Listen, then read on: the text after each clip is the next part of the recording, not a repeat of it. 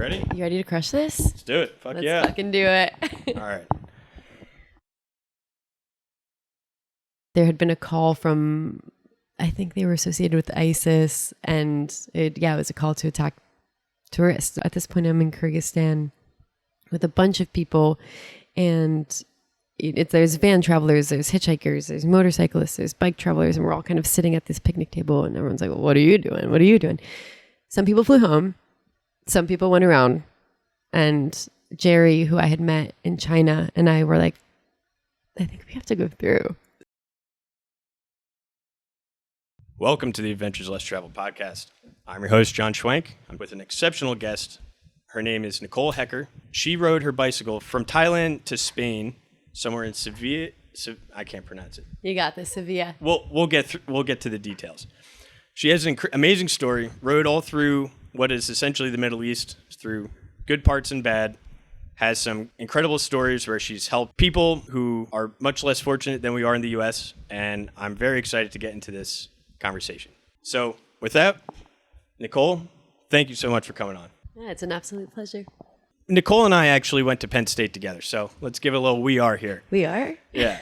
And she graduated a year before me, 2015. And so what I'm wondering is, from that point until that trip, what were you doing, and what kind of got the seed planted in your mind to do this crazy adventure through Europe and Asia? And Yeah, great question. So my journey kind of started in Penn State itself.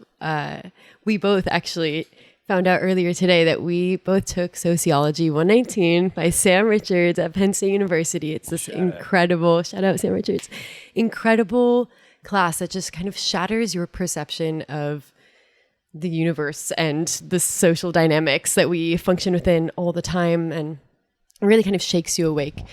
It's an 800-person lecture, and no kidding, everybody's at the edge of their seats, as you can attest to.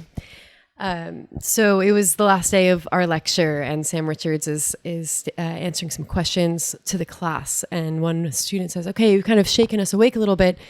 Now we're about to go out into the world. What would you, do you have any words of advice? And he said, unlearn everything.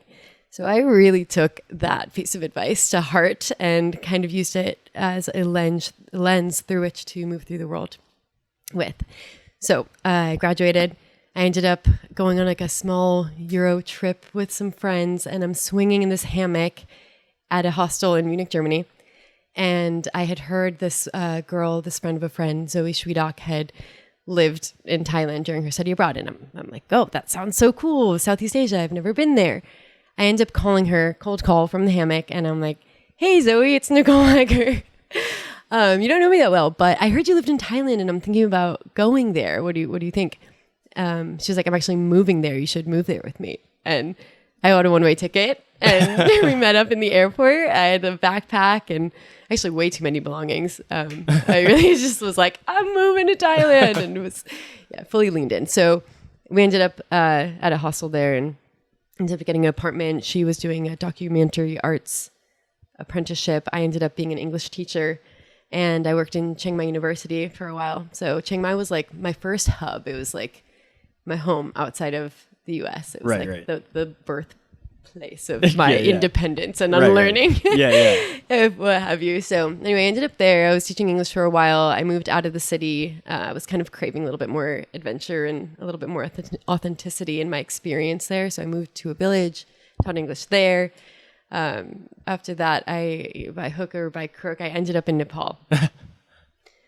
Nepal was just this kind of catalyst of experience, and just completely altered my whole life path. I ended up in Nepal with a small community of Indian migrants, and in a town called Bhaktapur.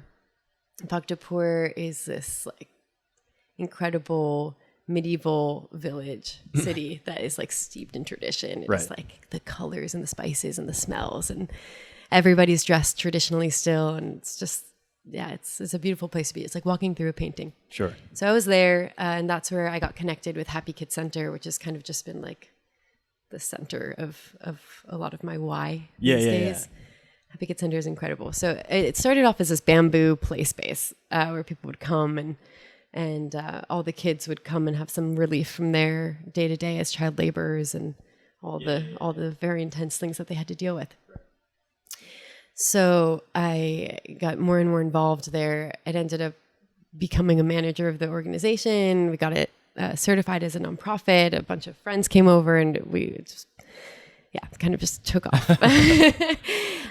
So this was all going from Thailand to Nepal. This was all pre-bike trip. So not only did you have to unlearn, I'm assuming you weren't fluent in Mandarin? No. So you had to kind of, and I really want to pick your brain about what it means to unlearn. We'll talk about that in a second. Sure. For the time being, you had to unlearn or just experience all of these, kind of getting thrown in the deep end. And so it seems like it was just kind of like a gut feeling. You just wanted to go and experience this whole new culture.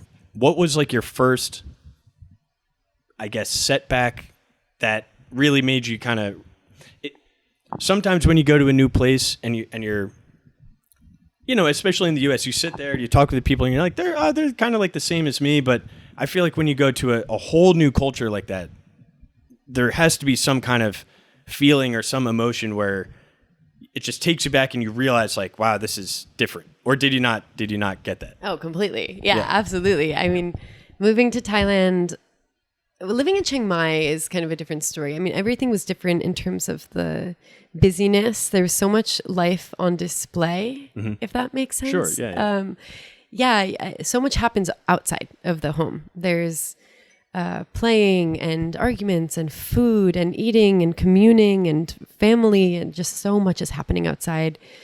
There's a chaos, but it functions. And that felt really different. Obviously, not being able to speak the language was quite difficult. But the thing with Chiang Mai is there is an incredible community of foreigners who are living out there. So I kind of immediately gravitated to the expats in the area because it was easy and it felt comfortable. Sure. After a few months, however, I started to feel like, okay, I made it all the way out here. I really wanted something different.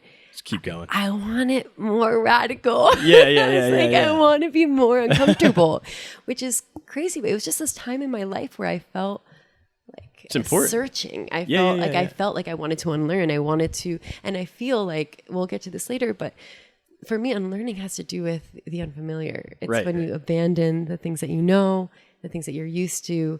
That's when you're able to see, okay, what sticks, what stays, and what falls away. Right.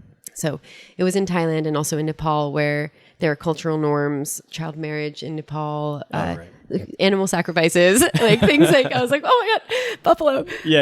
Things that, you were just really not used to here. Right. And things that you had to get used to. And it's interesting because as someone, I'm assuming there's a lot of people in the Western culture when they immerse themselves in that, their first instinct is like judgment. They're like, why would they do that? Why would you, like disgrace an animal or something?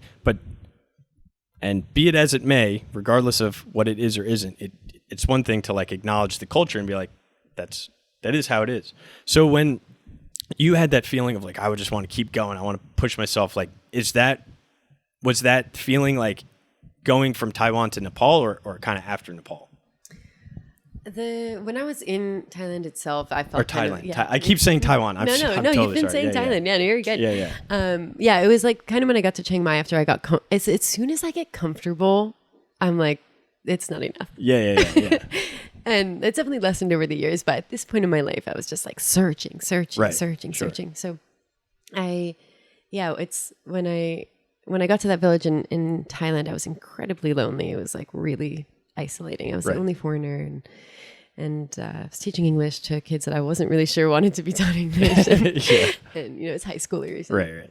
Anyway, after that, I kind of went back to like my comfort in Chiang Mai and then eventually got to Nepal, which was like a whole different ballgame. The poverty level was way different than I was used to. And again, like to see a country so steeped in their ritual I had to like confront kind of like a white savior complex. I was like, oh my God, like poverty, I need to fix that. Like, who am I? I don't know. And so there was definitely a huge unlearning there. It was just like unlearning this kind of like, oh, I have the answers to everything. That was a big one. Yeah. Okay.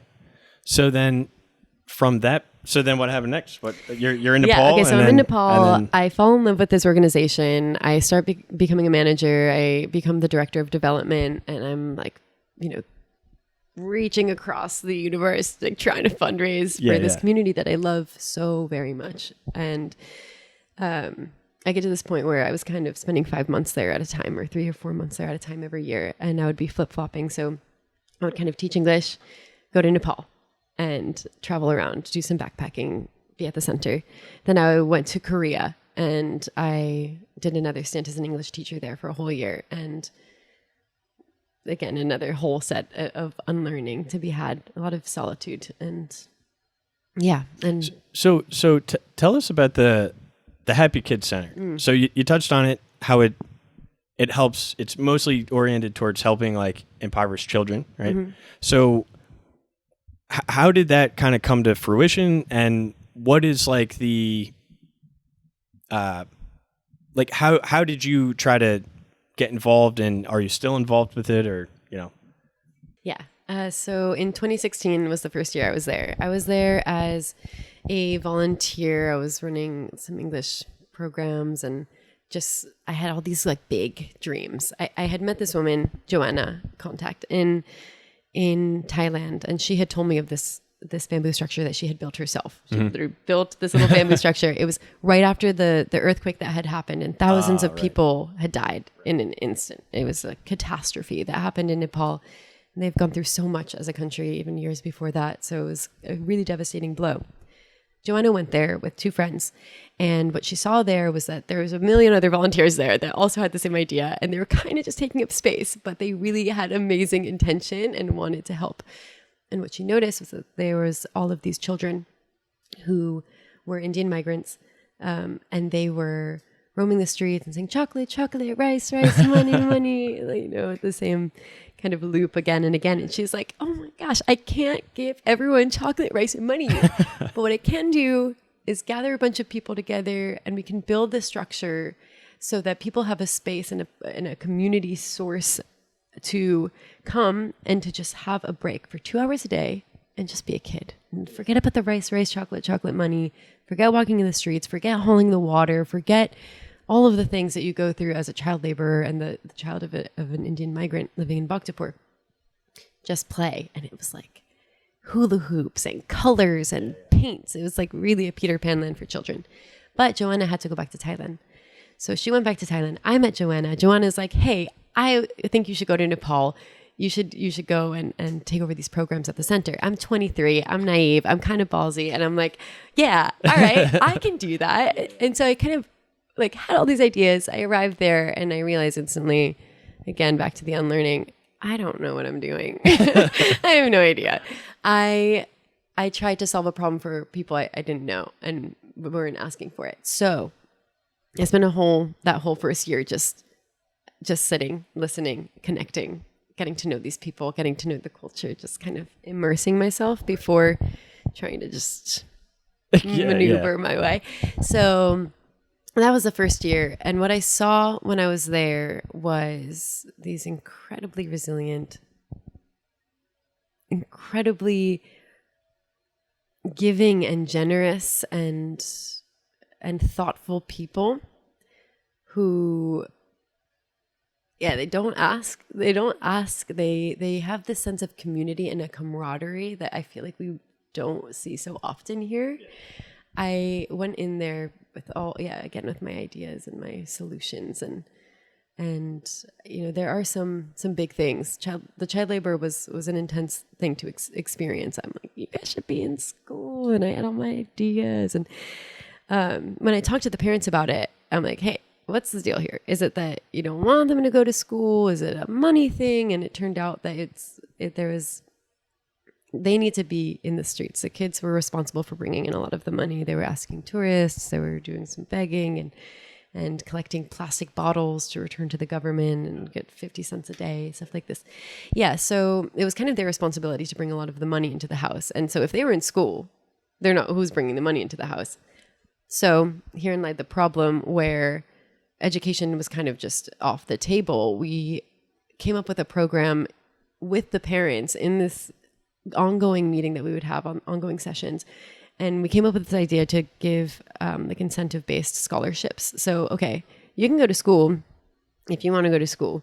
Here's a rubric that the teacher is going to have. Do they do their homework? Do they have their uniforms? Do they have their backpacks? How are they behaving? If you go to school and you're just by going to school, you would get 35 rupees, which is around the amount that they would get collecting plastic in a day.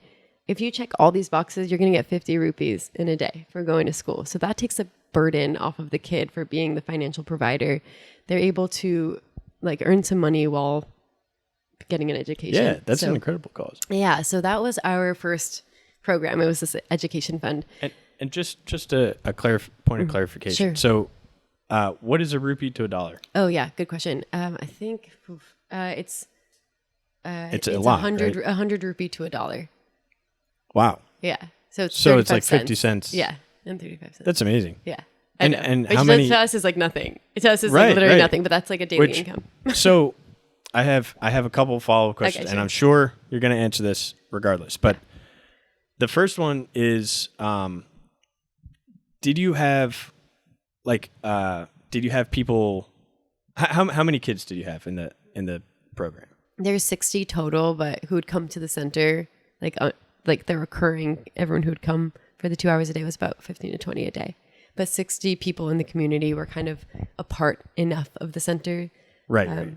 That they would, here and there, they get the incentives. Yeah, absolutely. Yeah. Originally, the education program only had a few people enrolled, and then it grows and grows and grows. And what started as 85% of our kids were child laborers, now 90% of those kids are all in school. So wow. That's like great. A huge effect. So that was, you said 5 years ago? That was in 2016. Yeah. And what was it, like a specific grade that they started, or there was so all many age ranges. Actually, we became the ones who didn't end up going to school ever. The ones who were like, no, it's not for me. Were the ones who are already so old that to start at a grade level, like a kindergarten, first grade level. Yeah. They were like, it's like Big Daddy. No. They were like, sorry, Nicole, I'm not going to school. And I'm like, that's really fair. You don't have to go to school. Yeah. So that's kind of like the first program that we started. The Meals for HKC is our big, it's our big community meal. So we noticed that malnutrition was a huge thing in our community. We got connected with a local hospital and they agreed to do these free checkups on our kids, which is amazing. So, but what we realized was that their BMIs were all incredibly low. So we started a daily nutrition snack program. We started Meals for HKC, which is a weekly feast. It's like a huge community feast. The parents, everyone can come. If you help cook, if you help clean up after, if you help serve the younger kids, you get to take home leftovers. And wow, yeah, it's awesome. It's so fun. Yeah, it's a really great opportunity. Yeah, for people to come together. And for us, we feel like what gels a community together more than food. Yeah, that's for sure. Cross-cultural. Yeah. That's awesome. And so these programs are going on right now still? Yeah, COVID kind of put through a wrench in a lot of things. Gathering as a community became really hard. We still pay our staff full time as if they were still... That's actually... So before I go down the rabbit hole, so then is this something that people... It sounds like it's... growth and its health is kind of a direct result of like sponsorships, right? Like it's our fund, like all the fundraising is, as any NGO, as any nonprofit, it's like the gifts from people. It's the international community really who have the funds to be able to like. Yeah, it'd be really interesting to, talk that through, like more of like how you can kind of create like a self-sustaining business model in a way. But for those who are interested to get involved, what's the how could someone get involved in that? Yeah, you can go to thehappykidcenter.com. We also are on Instagram at thehappykidcenter. Awesome. It's the US spelling for center, CENT. Okay. Yeah. And so they just could get in contact with someone if they wanted to help either volunteer or donate or... Absolutely. So the current manager is my dear friend, Ellen Carney. We started Happy Kids Center as a nonprofit together. And she's been able to continue going back through COVID and again and again. Yeah, I haven't been back. I was there when the pandemic kind of started rearing its head in the States, and I had one of the last flights out and haven't made it back, which has been heart-wrenching for me. But Ellen really, she is a formidable woman. She really, she's hell or high water, yeah. The lifeblood of Happy Kids Center. So she would be the person you'd contact through the Happy Kids Center challenge. That's awesome. Channels. Well, hopefully you get some help there. Yeah. So, and that's not the first, or that's not like, did you go, well, we're going to get there. But so you're at the Happy Kids Center. Mm-hmm. So in that time between doing that volunteer work and starting the trip, what kind of got the gears turning to think like, oh, I'm an adventurous person. I'm willy-nilly just moved to the Asia, and now I'm in Nepal, and now what? What's looking in the front row for Nicole here? Right. Okay. So right before getting to Korea, which is a big stepping stone. So right before getting to Korea, I had been working as a deckhand on a sailboat that was sailing around the world. I did not join for the entirety of the trip. I got on in Bali. We sailed the North Java Sea, and I got off in Jakarta to then get the flight to Korea. But on this boat, I met this incredible couple that got on a day after me in Bali. It's an Italian guy named Marco, a French woman named Tiffaine, and they were carrying their bicycles onto the sailboat. And I'm like, hey, that's weird. What are you guys doing with those bicycles? They said, yeah, we just biked here from France. And I was like, we're in Indonesia. What do you mean? What?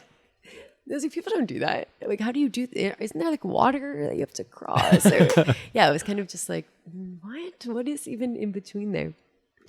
So it was 3 weeks we were together on that boat, and I heard the stories and I saw the photos and just like the way that they held themselves. They had this like ruggedness, this resourcefulness. They were like tanned and dirty. And I was like, oh my God. It's exactly like that feeling that I had kind of when I was in Chiang Mai. And I was like, I want a little bit more.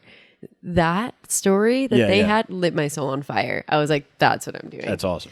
The problem is I didn't own a bike. I haven't ridden a bike since I was a kid. I was not a really bike person. Yeah. It was never really my thing. But I was like, that I'm getting a bike. I'm doing it. But I had to go to Korea. So I go to Korea. I save every penny that I can save. Luckily, making money in Korea as an English teacher, incredible. So I was able to save. They paid for my accommodation. They paid for my flights. And with that money, I was able to save to buy a bicycle. I bought which is a Surly long haul trucker. Nice. Love the Surly. I got some Ortlieb panniers. I got a sleeping bag and an MSR tent. And I said, all right, where am I going? I spent a lot of my time as an English teacher looking at the world map in the back of the classroom. And when trying to design a trip that felt like worthy, something that you have to zoom all the way out on Google Maps for. I wanted to do something worthy. The thoughts that I had were, I want to infuse this trip with Joseph Campbell's hero's journey. So Joseph Campbell kind of has this algorithm that is like applied to every story that you've ever known about the hero's journey, and it always starts in the familiar. Then there's a call to adventure. Then there's a refusal of the call, and then there's another call, and then you cross the threshold into the unfamiliar. When you cross the threshold, then trials and tribulations. Every story you've ever heard: Lord of the Rings, Harry Potter, Wizard of Oz. I mean, the list goes on. I wanted that. I was like, I want to go on a journey. Let's go. Where's the cave and the dragon? I want to be there. So, for me, the starting and ending in a place that was familiar was really important. Thailand was like kind of the first place I traveled outside by myself after graduating university on this unlearning journey. I said, okay, I'm starting in Thailand. Spain was where I studied abroad in college. It's like the first. It felt like home. It felt like home. It's where I met some soul friends. It's where I walked the Camino de Santiago. It's where I started adventuring, started building. So those were my two places. I was like Thailand to Spain, and then I was like, what's in between? How do we get there? Yeah. So I had a pretty rough sketch when I started. It's obviously, like, as it goes with long distance bike touring, didn't keep to it. Can't plan any more than like 3 days ahead. No, I added countries that I didn't think I was going to be going to. I didn't go to countries that I thought I would really, thought I would be going to. There was some points in the middle where I was like, a lot of choices every day. What road am I going down? Was you know how it is. Yeah. Yeah. So, the Middle East, the big elephant in the room in the middle of this journey here. What was it as bad as everyone thinks it is, or what was like your thought when you realized you had to kind of go through like what most people think to be very dangerous areas? Yeah. When I told anyone and everyone my idea of going on this journey, and I was like listing off the countries I'd be going through, everything. I mean, everyone was scared of the whole thing, but everyone was really concerned, really, really concerned with any country that ended with the letters STAN. Everyone was like, Whatistan? You're going to Whatistan? Yeah. Everyone was really, really begging me not to go. Yeah. Also Turkey, just a lot of places that China, people were really concerned about certain countries, which every country has its own issues at different times in history. Everyone's going to U.S. included. U.S. included. Yeah. I talked to a lot of people, a lot of bike tours. I read a lot of blogs, and I'm like, they did it. This person did it. This woman did it alone. This woman did it alone. Well, okay. I'm like, you can do it. I'm going to do it. So I kind of compiled this like little slideshow, both for myself and for others of other women who have done it alone. And I was like, anytime anyone would be like, you can't do that, I'd be like, really? And kind of just swipe through and be like, listen, this happens. Someone's doing it right now. If it's possible, I'm going to do it. So I did not, for the most part, it was way like I already felt like determined to not be fearful. I was like, I am not going to be afraid. I'm like, it's probably fine. People are good. I would stick to that even from going through it. But there was one situation that really almost altered that perception. There was a attack in Tajikistan. I don't know if you heard about it in 2018. Mm-mm. There was an attack in Tajikistan a few weeks before I got there. So I was in Kyrgyzstan at this point, and I'm like, oh my God, the mountains, the yurts, the space, the horses, the shepherd culture. I mean, I was totally enamored by the stands at this point, and everything was going incredibly well. I could not speak more highly of the people and the places. I'm about to go into Tajikistan, and I get word that 7 people had been attacked, all cycle tours, 4 had died, and 3 had got away. So there was a few couples, an American couple and a Dutch couple, and I think there was someone from Switzerland, and it was a whole group that got together, because when you're crossing the stands, especially Tajikistan and the famous, beautiful, incredible Pamir Highway in Tajikistan, there's like one season to do it. Anyone who's biking from Europe to Asia or Asia to Europe, you're going to see them right there, because it's like where all the cycle tours who are going and doing the Eurasia trip all kind of come together and funnel through the Pamir Highway, this one road that goes through the mountains. So I guess this group had met up. There had been a call from, I think they were associated with ISIS, and it was a call to attack tourists. And they by call, you mean like the head terrorist guy was like, just kill any, I don't know something made like the that? Call, but there was a call, and Wow. It was That's a intense. few people got into a van and just ran them down, and then Jesus. proceeded And that was to like kill right in everyone. front of you. Or It not was a in few front of weeks, you, but like yeah. like time wise, it was like Yeah. right before you got to that point. Yeah. I would still say with like every ounce, like every molecule in my body that the stands are a beautiful and incredible place full of hospitable people and a kindness and a ruggedness and I would highly recommend everybody travel there. Yeah. This was a really crazy situation, but it made me stop in my tracks literally and be like, should I go home? Was everyone right? Should I go to Russia instead? Should I just fly over this? I just didn't know what to do. But luckily I had been in this hostel. At this point I'm in Kyrgyzstan with a bunch of people, and there's van travelers, there's hitchhikers, there's motorcyclists, there's bike travelers, and we're all kind of sitting at this picnic table, and everyone's like, well, what are you doing? What are you doing? Some people flew home. Some people went around. And Jerry, who I had met in China and was biking with at this point, and I were like, I think we have to go through. So we continued on. My family did not love that. But see, that's the story I first heard about your whole trip. And there was an article I was reading, and again, it speaks volumes, your whole idea of this unlearning concept, because everything I know about the Middle East is terrorism. They hate women.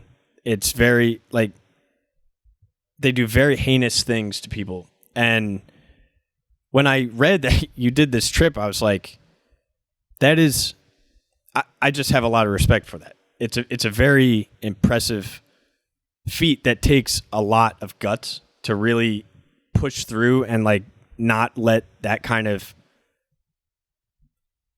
all those stories and all of that like clamoring in your ear about how dangerous it is. That's like I admire that. And so hearing that's for you to say like, yeah, you know, we got to go through, that speaks volumes to your character.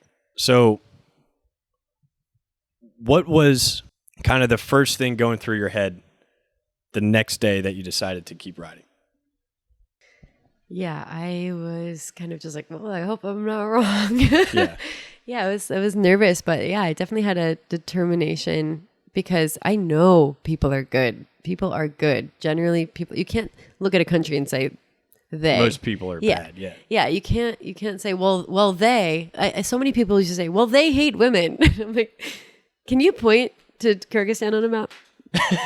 Yeah. What do you know about Kyrgyz culture? What do you know about Kyrgyz history? I mean, people, again, you hear Stan, you think Afghanistan, you think Pakistan, whatever association you have. Stan means land. That's what I mean. So Iceland, Ireland, it's just like, you're like, oh, land. People have this kind of knee-jerk reaction to Stan. But actually, I think, nobody lumps together Iceland and Ireland. Right. I feel like just similarly, or England, I feel like Tajikistan, Kyrgyzstan, Uzbekistan, Azerbaijan, or Turkmenistan, you can't lump them all together just because they sound the same. They have totally different histories. So yeah, I was kind of determined. I was like, I am not playing into this game. This is my unlearning. I trust that people are good, and that this one thing that happened is there's more terrorist attacks in Europe than there are in Tajikistan. So yeah, it's like kind of hedged my bets. I called the embassy and asked. I called Sam Richards and asked his opinion. I called a lot of people, and yeah, I just felt confident. I felt confident and curious. When I was there, I was a little wary. I don't think I was as open and friendly. Receptive. Maybe. Yeah. I didn't really tell people I was American. I was like, I'm for sure. Yeah. Argentinian, actually. I was like Canadian. So yeah, there was definitely like a barrier that, like a little bit of fear that kind of drew up a wall. Yeah. Yeah. Self-protection. Let's break this idea of unlearning down. Sure. So it had me thinking for quite a while of what it meant, and I'll let you give your definition in a minute. But when we learn things, most of the time we're taking things as either we experience them firsthand initially, or as people teach it to us through their perspective. when you relearn something, you're just reinforcing those same notions. Unlearning is removing what you already know and learning from firsthand experience. That's my interpretation of it. And it's actually made me kind of reflect on things that, like, what should I unlearn? What are things that would help me to take a new perspective, to things that I thought I knew or I thought I understood very well? Like, how can I essentially learn that by breaking down the existing knowledge of what I have?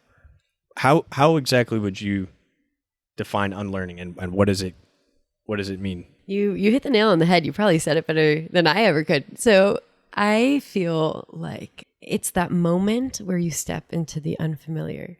So unlearning is trying to separate yourselves from the whispers and the stories of society, the stories that you tell yourself. It's a questioning. It's not necessarily a tearing. It's a slower evolution of letting things fall away that don't belong or that don't match up with your experience. So I try to live my life through my own stories, and a lot of that is doing, seeing, tasting, learning. It's a sensory journey.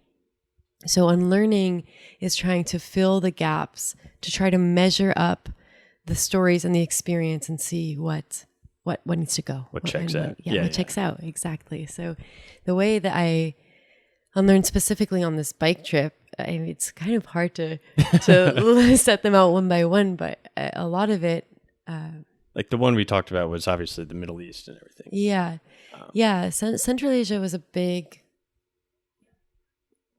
turning point, I feel like, in my journey. I feel like in some ways, it's not the unlearning that I feel like everybody necessarily wants to hear, but it's kind of like a removal in some ways of a rose-colored lens that I think I had. Like, everyone is good, everything is good, and not necessarily a naivety. It's a deep belief that I still carry, that everyone is great, but something totally horrible happened. And so there was a vulnerability and a reality there that, yeah, okay, I'm safe, I'm good, people are good, but there's also... Keep your wits about you. Yeah. I mean, I feel like that is part of the unlearning. Absolutely. You know, like that in and of itself, like, not blind faith in people. That's right. But knowing generally, statistically, most people are good, but you still got to be, you can't be stupid about it. Right? Mm-hmm. So that's one unlearning that I feel like, what a one to start with. But otherwise, I feel like within my own self, I did not grow up in an outdoorsy family. As I said, I didn't own a bicycle before this trip. I didn't train a single day. Didn't do it. I was like, what? I'll figure it out. It's kind of my MO. And what I unlearned, the story that I had previously had in my head was, I'm not outdoorsy. I'm not going to be able to do this. I set out to unlearn it. There was an intention behind that one. And I did, and way more. I have this memory sitting by this river in Macedonia, and I was totally alone. I was in this little valley, and there's this river and these huge crags looming above me, and I found the perfect camping spot. And so I did my thing. I rolled in, I lit my campfire, I washed my clothes and my things in the river, I set up my tent, I hung my things up to dry. I'm cooking food, and my feet are towards the fire, and I'm writing in my journal, and I'm like, whoa, I can't believe I'm doing this. Yeah. Nicole Heker, me, who grew up in going to finishing school in Princeton, New Jersey, and didn't know how to pitch my tent. Right, and like, here I am, and I'm comfortable outside in a place that is unfamiliar. So that story of like, oh, I can do this. Like, I'm okay. That was a big unlearning within myself. One interesting unlearning that I had, coming from such an individualist culture of like, sure, yeah. I want to do everything alone. I'm on my own, and no, I can do everything. It's all about me and my journey. And I was like, I don't want help from, when I started, I was like, I don't want help from anyone. I don't want to bike with anyone. I just want to prove that I can do it. There was a huge unlearning there, because I realized on this trip how reliant we are on one another. Right.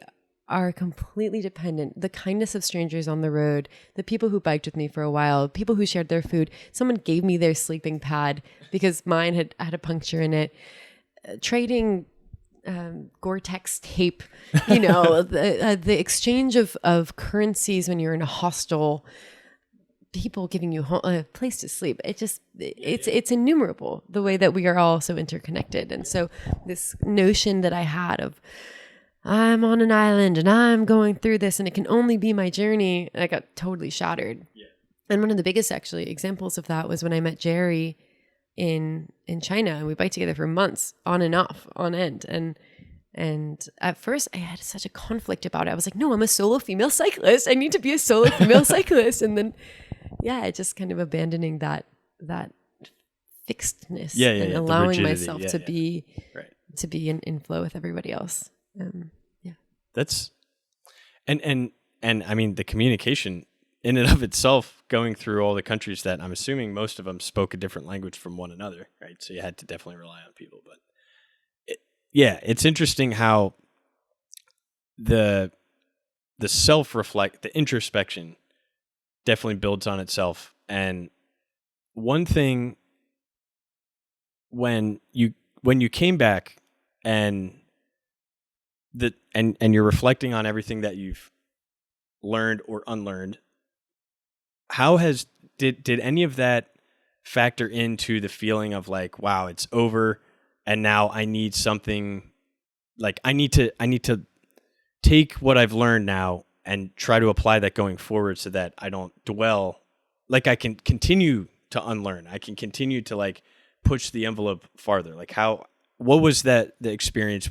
Like you went through this whole trip, you did it mostly by yourself, but still learning through the help of others, like, and you're finally home. What was that experience like? And how did you use what you've acquired from the trip? Yeah, this one was a bit more of a slow burn. So when I got home, I kind of went into a mental swirl. It's like we were speaking earlier, that feeling when you finally achieve that thing that you've been working towards day by day, in the rain, in the snow, across the steep, the steppe, the desert, the plains. You're working every single day to get to Spain. You're telling everyone who will listen, I'm going to Spain. And then you get there and it's over. Yeah. And there's this incredible melancholy. Like, people kept congratulating me and I was just so sad. I was so terribly sad. And I couldn't really explain why. I'd just done the thing I wanted to do. But I felt, okay, well, now what? Now, I don't know. I don't have any ideas immediately of like how I can expand more. And I thought it had to be a bigger bike trip or a crazier adventure. I started conjuring, I'm going to go to Russia and I'm going to bike across the biggest lake while it's iced over. And I'm going to have this I'm going to go bike packing in Alaska and only carry a pack raft. I was just like throwing things out there because I was like, what can be bigger? But I wasn't asking myself the right question of like, where is my heart pulling me? So I was kind of spiraling a little bit. And then I said, okay, well, what do I need? And I decided, okay, go back to Nepal, go back to your why. The bike trip was a fundraiser for these kids. I wanted to go back there and kind of recenter myself. That's when the pandemic hit. So I was like, okay, so I can't get any bigger. The kind of the forces of the universe kind of shut down that gnawing question of what can be bigger, what should I be doing? And it allowed me the time to reflect. And in that time of reflection, I said, okay, everything's shutting down. I'm trying to expand. I'm not working in an office. I don't want to be inside. I need to be outside. I'm still feral. I need to be outside. So farming came into this picture. I was hosting somebody while living in Nepal during the flutters of the pandemic. And he was a bike tourer. I was hosting him through warm showers. And I said, hey, talking, what's your life look like? He said, yeah, I farm half the year and I bike travel or just travel in general the second half. And I said, bingo, that's it. So as the pandemic is kind of roaring its head, I was like, okay, this sounds like a yes in my body. And this feels different and therefore and unfamiliar. And for me, those are my two signals. Yeah. What is uncomfortable? What is unfamiliar? What is different? where can I learn? Where can I unlearn? And said, okay, I'm going to start farming. Something I'd never done in my life. But I think also having the background of that bike trip, or who do you see when you're biking from Thailand to Spain? Every day you're outside. Who do you see? Right, you see farmers, you see shepherds, you see people who are working outside in the land. And so there was an inspiration there. And I think it just kind of felt like a natural next move, but also really surprising to me and everyone else around me, you know? So yeah, I called Joshua Gerard at Gerard Farm. Just saw the name on a website, gave him a phone call. It was a WhatsApp call and had an interview, and it sounded like home. And that is a good. You just knew. Yeah, you got to follow that. Yeah. So I ended up in Waterboro, Maine, in the That's incredible. peak of the pandemic, living in a tent, but a way nicer tent than my MSR. I had a bed, I had furniture, I had, my clothes were like hanging on a little thing. I was like, I have clothes. It's awesome. So it really felt like leveling up. I love that canvas tent. Still miss it. So I lived in that for 2 years at Gerard Farm while apprenticing full time as an organic mixed vegetable farmer, no-till farmer. That's so cool. Yeah. And then, as the fates decided, I ended up starting my own farm with my best friend, Zoe Schwiedach, from the beginning. And full circle. The worlds meet, Yeah. And it's almost, it's interesting how something so random like that comes, the universe just gives you a sign, and then it's something that kind of you look forward to. You want to take the bull by the horns, and do it full force, and it's a way to move on. I'm a firm believer that when people accomplish these amazing feats, they need something to kind of take their mind off of it for a little while, at least to get them past that kind of melancholy point until they're in more of a reflective mood, Yes. So that's really cool that you're doing that. I wish we had time to go and see the farm. That'd be really cool. Next time. Yeah.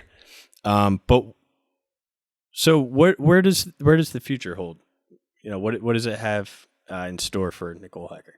So Zoe has been kind of my partner in crime from leaving Penn State and moving to Thailand with her, and then being with her in Nepal, seeing her throughout the bike trip. We ended up at this farm together in Maine, and here we are starting our own farm.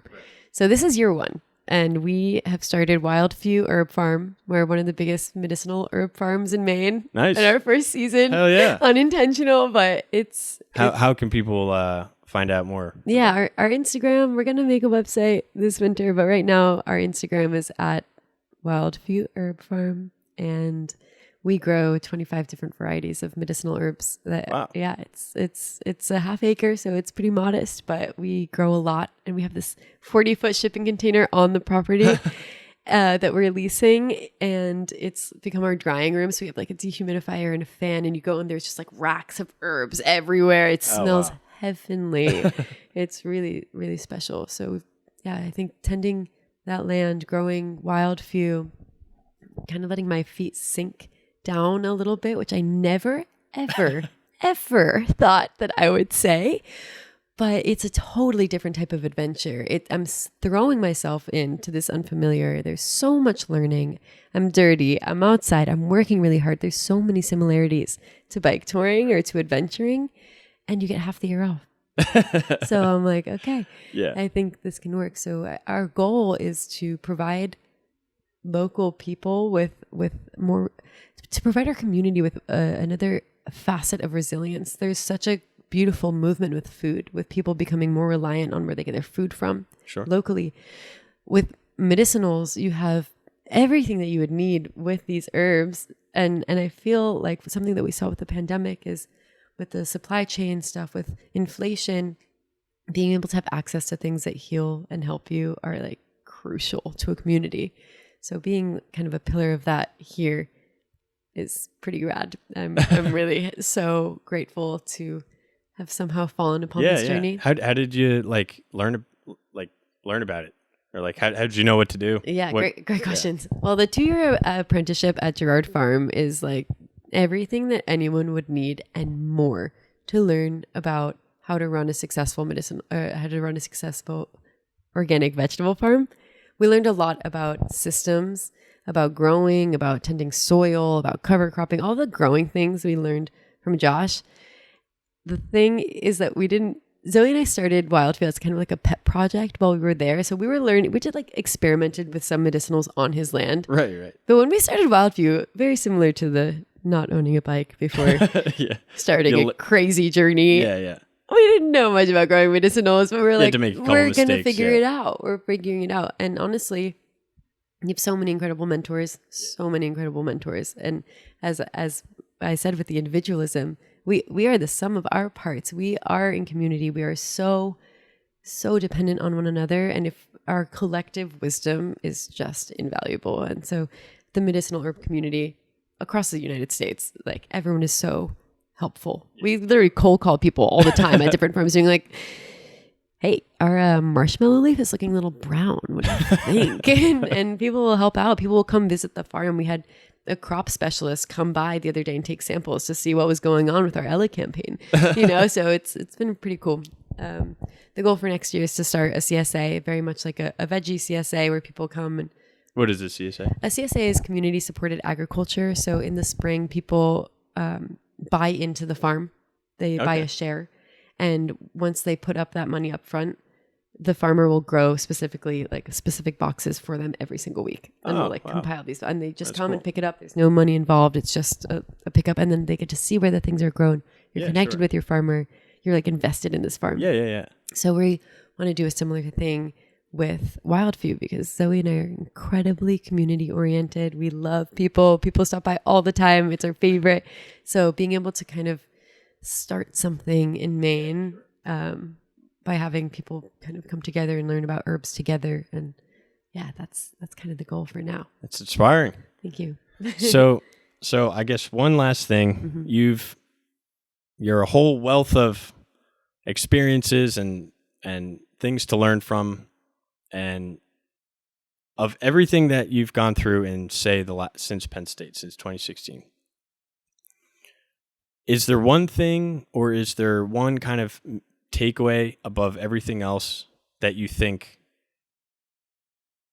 looking back, retrospectively, you've done this incredible bike trip, you did another bike trip with your friend Zoe, you're starting this farm. What is the main takeaway from all this that you think is the most representative of adventure for you?